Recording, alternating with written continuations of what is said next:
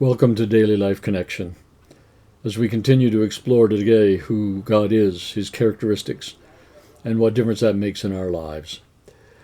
Today I'm going to begin in Psalm chapter 2, verse 4, when the writer says this. He says, "He who sits in the heavens laughs." Do you ever think about that? That God is a God who laughs? Sometimes I think we see Him as this sober, dignified, majestic king. But sometimes we need to see Him throw His head back and laugh.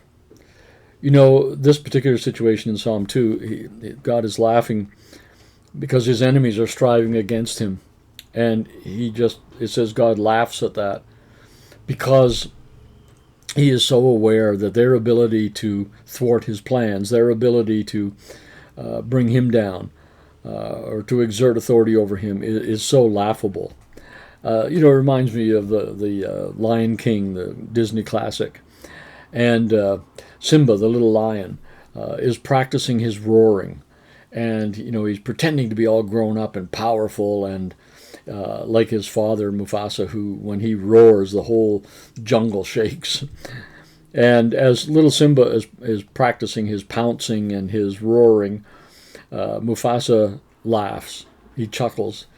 Not laughing at Simba, but laughing at the incredible difference between the little cub's abilities to affect change and his ability to affect change. And he chuckles at that. And I think that's part of what this is talking about, is that God recognizes that no matter how powerful His enemies may seem to be, no matter how powerful things in your life seem to be coming against the things of God, it's laughable. It's laughable. God will have the last laugh because none of these things have any real ability to overthrow God. God laughs at that. God is a God of joy. God is a God of mirth. I think it's C.S. Lewis that said, joy is the most serious business of heaven. God loves to laugh. He loves to laugh. I think we don't think about that enough. We need to think more about the God who has a great sense of humor. I mean, when we read Jesus' parables, sometimes we don't even get the humor because we think of Him as being too serious and too sober. And sometimes He's been portrayed that way, in movies and stories. But He's a God who laughs. I mean, when you take the story of the camel going through an eye of a needle, that's hilarious. I mean, sit down and draw a little cartoon of a camel going through the eye of a needle. and I think you'll have a chuckle too. God is a God who enjoys humor. He enjoys laughter. He enjoys life to the full. And, that's just so important. The reality is we all know the power of laughter, don't we? I mean, Proverbs, it talks about a merry heart does good like medicine. Laughter is good. It's like medicine. Joy adds to the span of our life, and so on and so on. The reality is God has designed us to reflect who He is, and He's designed us to enjoy laughter. I love a good comedy.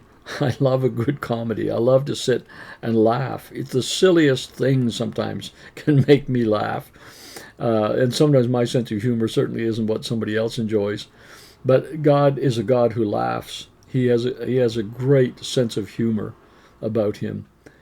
So I would just encourage you today to take some time, think about this God who laughs, or maybe, put on a favorite movie, a comedy or something, or read a joke today, or, and just laugh a little. Just laugh.